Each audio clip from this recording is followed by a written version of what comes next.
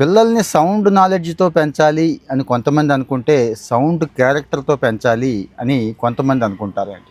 Sound character ఎందుకు important అంటే, ఇక నేను ప్రత్యేకంగా చెప్పేదేముంది, సౌండ్ నాలెడ్జ్ ఉంటుంది, సంపాదిస్తాడు, గొప్పోడవుతాడు. కానీ ఏ ఒక్కళ్ళతోనూ మంచిగా ఉండడండి. ఏ ఒక్కరి దాకా ఎందుకు, కుటుంబంలో అమ్మా, నాన్న, తోబుట్టువులతోనే మంచిగా ఉండడు. రేపు మనల్ని ఖచ్చితంగా గ్యారంటీగా పట్టించుకోడు, చూడడు గదండీ! ఆ టైప్ పెంచుదాం అనుకుంటున్నారా? లేదు, మంచి బాధ్యత కలిగినాడవ్వాలి. ఒక రవ్వ అంటే డబ్బు సంపాదించడంలో కాస్త ఒక రవ్వ వెనకబడినా పర్లేదు కానీ, బాధ్యత కలిగిన ఒక పౌరుడిలా ఉండాలి. బాధ్యత కలిగిన కొడుకు, భర్త చాలా రోల్స్ ప్లే చేయాలి గదండీ! అలాగే ఆడపిల్లయితే భార్య దగ్గర నుంచి, కోడల దగ్గర నుంచి, అమ్మ దగ్గర నుంచి చాలా రోల్స్ ప్లే చేయాలి. ఇక్కడ మనం చాలా మందిని చేస్తున్న పొరపాటు మీకు తెలుసు. విపరీతమైన గారాబం చేస్తాం.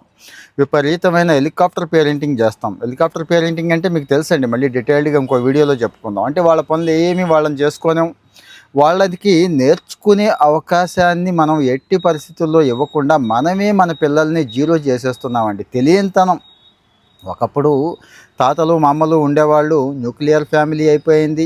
మనము, మన పెళ్ళాం, పిల్లలు తప్పించి ఎవడు ఉండకూడదు మన దగ్గర. ఆమెకి నచ్చదు, మనకి నచ్చదు. ఇంకా పిల్లలకి ఎలా వస్తాయండి? సో, మరి ఎక్స్‌పర్ట్స్ ఏం చెప్తున్నారు? వరల్డ్ వైడ్ ట్రెండ్ ఎలా ఉంది? ఇలాంటివి బాగా ఉపయోగపడతాయండి. ఎందుకంటే పేరెంటింగ్ మనం ఎప్పటికప్పుడు పేరెంటింగ్ టిప్స్ చెప్పుకుంటున్నాం గదా! అందుకు.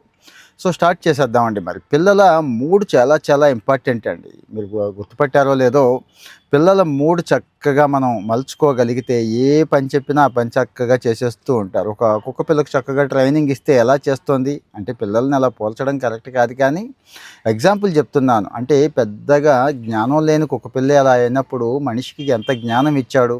మరి 2, 3 ఏళ్ల నుంచే మనం ఇవన్నీ నేర్పాలండి. సో, వాళ్ళని ఉత్సాహంగా, ఉల్లాసంగా ఉంచాలి. మూడ్ బాగా ఉండేలా ఉంచాలి. అలా అని వాళ్ళు అడిగిందల్లా చేయటం, కొనిపెట్టడం, ఫోన్ చేతికివ్వడం, ఏది తింటానంటే అది ఇవ్వడం కాదండి, గుర్తుంచుకోండి. కానీ క్రమశిక్షణ ఉండాలి. వాళ్ళని ఏకాగ్రత ఉండాలి. వాళ్ళకో ప్రశాంతత అంటే అలవాటు చేయాలి. ఇవన్నీ ఉన్నాయి. సో, ఎలాంటి అలవాట్లు చేద్దాం అంటే, ఉదయం లేచిన దగ్గర నుంచి ఏం చేస్తే బావుంటుంది అంటే, ఫేమస్ సైకాలజిస్టులు చెప్పినా, వ్యక్తిత్వ వికాస నిపుణులు చెప్పినా అందరూ ఇవే చెప్తారు. కాస్త మీకు అర్థమయ్యేలా చెప్దామనేది నా తాపత్రయం. అంతకుమించి ఏమీ లేదు. మరి బావుంటే లైక్ చేసి, ఈ పిల్లలున్న తల్లిదండ్రులు ఎవరైతే ఉన్నారో వాళ్ళకి కాస్త షేర్ చేయండి. నెంబర్ 1 వచ్చి నిద్ర అండి. నిద్ర బాగా పోయేలా చేయండి పిల్లల్ని. అర్ధరాత్రి మీరేదో మెలకువగా ఉన్నారని, లేకపోతే ఆడేదో చదివేస్తున్నాడు పొలమని చెప్పి అది వద్దసలు, అలవాటు చేయొద్దు. 10 లోపే 10 లోపే నిద్రపోయేలాగా అలవాటు చేయండి. వాడు నిద్రపోవాలంటే మరి మనం కూడా నిద్రపోవాలి కదండీ! సో, అప్పుడు మాత్రమే కాస్త ఉదయం లేవగలుగుతాడు. 10కి పడుకొని 6కి లెగిస్తే చాలండి. చదివించేయాలి, 4కి, 3కి లేపేసి చదివించేయాలి అక్కర్లేదు గానీ, ముందు చెప్తున్నా మొదట్లో అలవాట్లు. తర్వాత ఇది అలవాటయ్యాక ఓ గంట 10థ్ క్లాస్‌కొచ్చాక 5కి, కాస్త ఇంటర్మీడియేట్‌లో ఇంకాస్త ఒక అరగంట ముందు తర్వాత చూద్దామండి. సో, ఎర్లీ మార్నింగ్ లేవడం అనేది అలవాటు చేయండి. అంటే సఫిషియెంట్ టైం ఉంటుంది. స్కూల్‌కో, ట్యూషన్‌కో వెళ్ళడానికి దీనికి మధ్య. వాడి పనులన్నీ వాడు చక్కబెట్టుకుంటాడు. వాడికో కాన్ఫిడెన్స్ వస్తుంది. ముందు అలవాటు అవుతుందండి. ఓహో! జీవితం అంటే ఇది, ఇన్ని పనులు చేసుకోవాలని వస్తుంది కదండీ! సో, మరి ఏ హడావిడి, ఒత్తిడి, టార్చరు లేకుండా మనం కేకలేస్తాం. ఈలోపు ఆడు కూడా 1, 2 కేకలేస్తాడు. లేకపోతే బాధపడతాడు.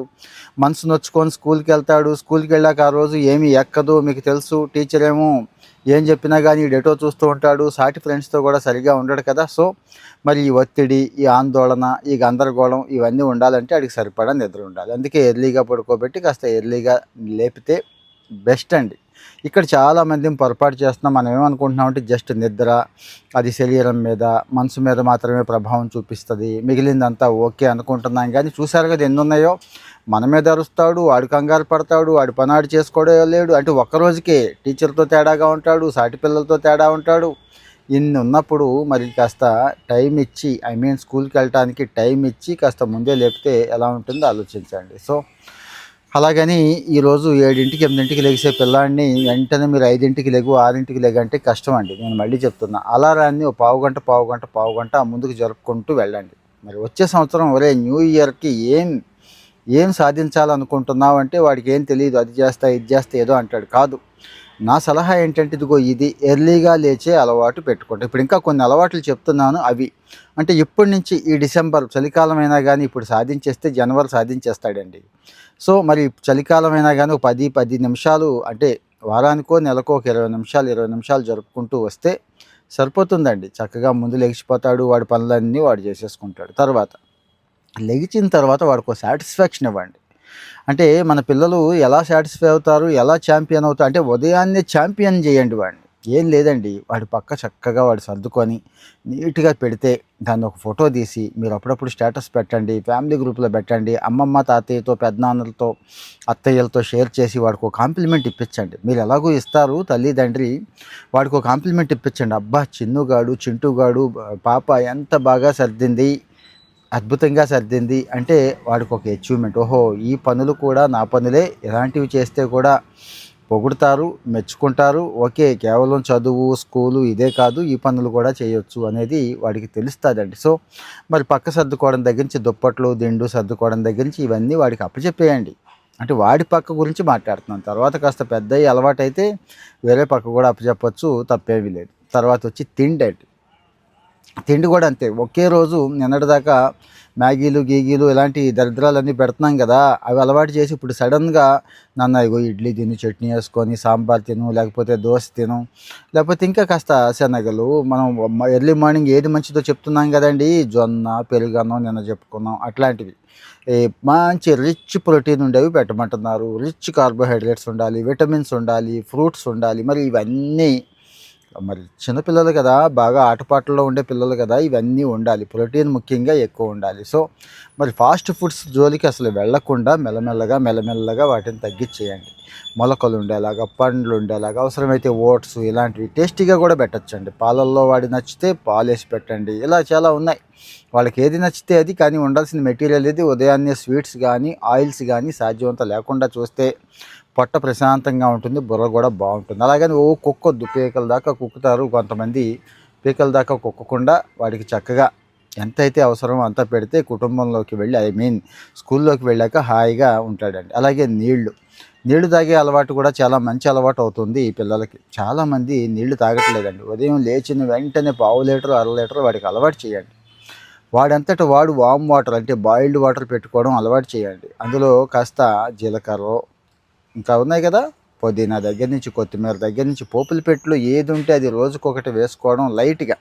జస్ట్ ఒక స్పూన్, హాఫ్ స్పూన్ సరిపోతాయండి. బ్రహ్మాండంగా ఉంటుంది. స్కిన్ బావుంటుంది. ఆ వ్యాజిలైన్‌లు అవి ఇవి ఈ లోషన్‌లు అవి అలవాటు పోతుంది మెల్లగా. ఇక బెడ్ టీలు, బెడ్ కాఫీలు అలవాటు నుంచి కూడా మెల్లగా బయటకొచ్చేస్తాడు. తేనె, నిమ్మరసం ఇలాంటివి అలవాటు చేయండి. ఇలాంటివి అలవాటు చేస్తే, నాన్న భలే చేంజ్ వచ్చిందమ్మా నీలో, భలే ఉన్నావు ఇప్పుడు, ఇలాంటి కాంప్లిమెంట్స్ ఇవ్వండి. ఖచ్చితంగా చేంజ్ వస్తుందండి. ఇంకా రెడీ అవ్వడం, వాడిని రెడీ అవ్వనివ్వండి. మీరు ఏదో హడావిడి చేసేసి, సాక్సులు తోసేసి, షూలు కుక్కేసి, బ్యాగ్ సర్దేసి ఇవి కాకుండా వాడిని రెడీ అవ్వమనండి.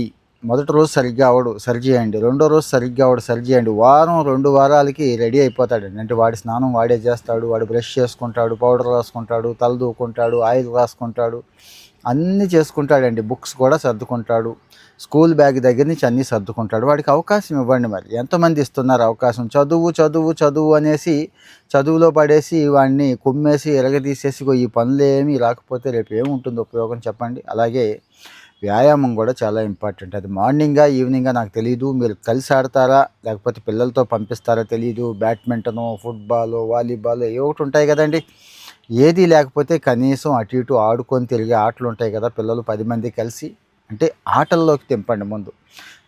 తర్వాత ఇక జుంబా డాన్సుల దగ్గర నుంచి ఇవన్నీ ఉంటాయి, ఇంట్లో చేయొచ్చు.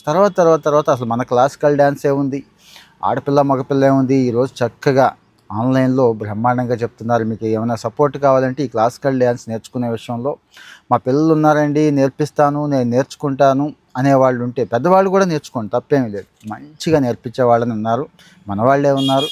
సో నేను పరిచయం చేస్తాను, చక్కగా నేర్పుతారు. మీకు ఆన్లైన్లో నేర్పుతారు, ఆఫ్లైన్ అక్కడక్కడ అందుబాటులో ఉంది, చేయండి. ఇక స్కిప్పింగు, స్ట్రెచ్చింగు ఇలాంటివన్నీ అలవాటు చేయండి. ఏదైనా స్విమ్మింగు ఇలాంటి అలవాట్లు ఉంటే మంచిదే. బ్యాడ్మింటన్ ఇలాంటివి చేయించండి.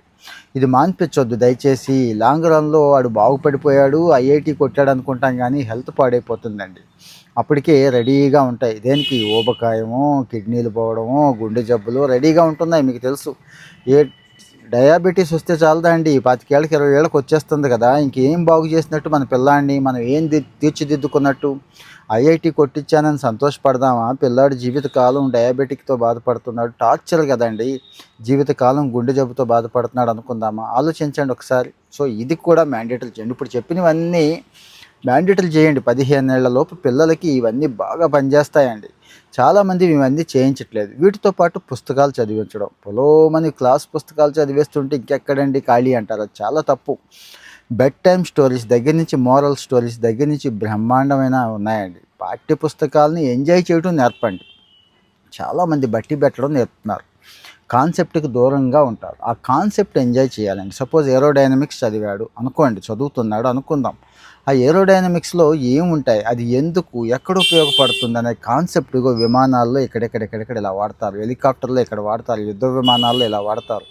అంటే ఈ సైన్స్ ఎక్కడ ఉపయోగపడుతుంది అనేది వాడికి తెలిస్తే ఎంజాయ్ చేస్తాడు కదండి. అది చేయట్లేదు. ఇంక దీంతోపాటు జీవిత చరిత్రలు, గొప్ప గొప్ప వాళ్ళ జీవిత చరిత్రలు ఉండాలి. అంటే మీ దగ్గర ఉండాలి ఈ గొప్ప జీవిత చరిత్రలు ఒక 5-6 పుస్తకాలు మీ దగ్గర ఉండాలి. బెడ్ టైమ్ స్టోరీస్ ఉండాలి. అంటే ఏదంటే అది ఒక పిల్లాడు చక్కగా అది తీసుకొని చదువుకోవడానికి అనుకూలంగా ఉండాలి. ఈ రోజు పుస్తకాలకి ఇబ్బంది ఏముందండి? ఈ రోజున అమెజాన్ దగ్గర నుంచి పొలోమని దొరుకుతున్నాయి. ఎక్కడికి వెళ్ళినా, ఏ షాపింగ్కి వెళ్ళినా కానీ బుక్ షాపులు అవి ఉంటాయి. ప్రత్యేకంగా ఈ బుక్స్ అమ్మే షాపులు ఉంటాయి. అవి యాన్యువల్ ఎగ్జిబిషన్లు జరుగుతూ ఉంటాయి. తీసుకెళ్ళండి, ఒక 1000 రూపాయలు ఖర్చు పెట్టండి, 50 పుస్తకాలు వాడి చేత్తోనే కొనిపించండి, వాడికి ఒక షెల్ఫ్ ఇవ్వండి. నాన్న ఈ పుస్తకాలన్నీ నీవే, ఏదో రకంగా ఈ సంవత్సరం అయ్యేలోపు చదివేయాలంటే కనీసం ఆ ఇన్స్పిరేషన్ వస్తుంది కదండి. కానీ మనం ఏం చేస్తున్నామంటే కేవలం బుక్స్, పాఠ్యపుస్తకాలు చదివితే చాలు, వాడేదో రేపు బాగుపడిపోతాడు పాఠ్యపుస్తకాలు చదివితే అనుకున్నాం. పాఠ్యపుస్తకాలు చదవడం కంటే కూడా బయట పుస్తకాలు చదివి బాగుపడిన వాళ్ళు చాలామంది ఉన్నారండి. అద్భుతంగా, అంటే జీవితంలో విజయాలు సాధించిన వాళ్ళు చాలామంది ఉన్నారు. సో మరి పిల్లలకి కొన్ని అలవాట్లు నేర్పాలి. స్మాల్ హ్యాబిట్స్, మైక్రో హ్యాబిట్సే జీవితంలో అద్భుతాలు చేస్తాయని చెప్పుకున్నాం కదా. మీకు ఎలా అనిపించింది ఈ వీడియో? మీకు ఎలా అనిపించింది? ఇంకా ఏం డౌట్స్ ఉన్నాయి? దయచేసి బాగున్న వాళ్ళంతా ఒక లైక్ ఇవ్వండి. ఇంకా బాగుందనుకుంటే షేర్ చేయొచ్చు అనుకుంటే మన వాళ్ళకి షేర్ చేయండి. ఇంకా ఏవో డౌట్స్ ఉంటాయి పేరెంటింగ్లో, ఎంతో అనుభవం ఉంది. ఆ అనుభవం మీద నేను చెప్తున్నాను. సైకాలజీ తెలిసిన వాడిని, అంటే సొసైటీని అబ్జర్వ్ చేస్తున్న వాడిగా చెప్తున్నాను. చుట్టూ ఎంతోమంది పేరెంట్స్ని చూస్తున్నాం. గుడ్ పేరెంట్స్ తక్కువ మంది ఉంటే బ్యాడ్ పేరెంట్స్ ఎక్కువ మంది ఉన్నారు. అంటే మనుషులుగా మంచివాళ్లే వాళ్ళు, పేరెంటింగ్ విషయంలో తప్పులు చేసేవాళ్ళని బ్యాడ్ పేరెంట్ అంటున్నా, అంతకుమించి ఏమీ లేదు. సో మరి ఈ విషయాలు మీకు అన్నీ నచ్చినట్టయితే ఫాలో అవుతూ ఉండండి. ఫాలో అవ్వడం మర్చిపోతున్నారు చాలామంది. మీరు ఫాలో అవుతూ ఉంటే ఇలాంటి మంచి కంటెంట్ ఎప్పటికప్పుడు మీకు వచ్చేస్తూ ఉంటుంది. లైక్ కొడితే టక్ మని మీకు కనిపిస్తూ ఉంటుంది. Thank you. ఇంకో వీడియోతో మళ్ళీ కలుసుకుందాం.